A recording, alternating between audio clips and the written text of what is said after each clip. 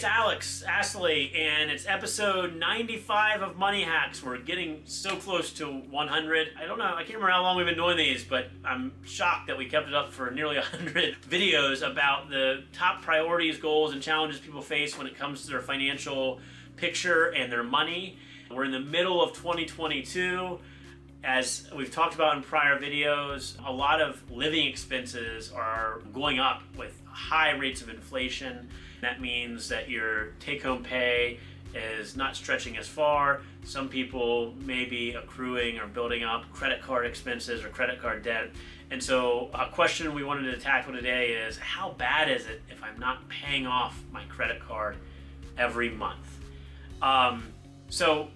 Ultimately, we've created our hierarchy of financial needs, a laddered approach to helping you think about your overall financial picture today and the top priority or next step you should consider to improve your financial life, to build financial security in the future.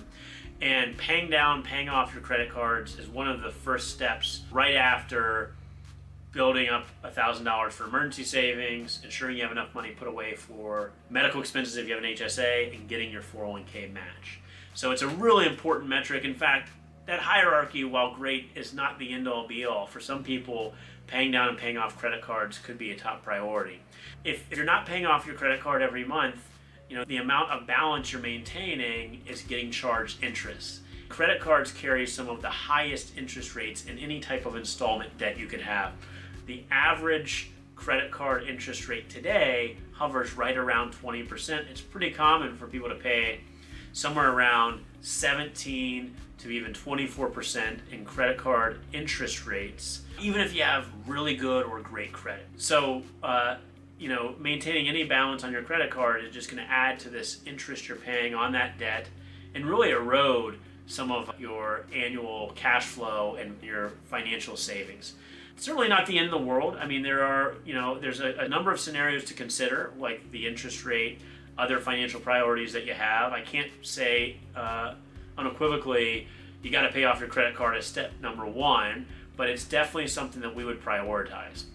Also, one of the things that I see often that I would typically provide guidance against is that if you have a lot of cash set aside in emergency savings or other types of savings accounts, but you're also carrying credit card debt, it doesn't really make sense to keep that money in a savings account or a CD at a credit union or financial institution where you might be earning 1%, 2% or so when you're paying 18, 19, 20% in interest on your credit card debts.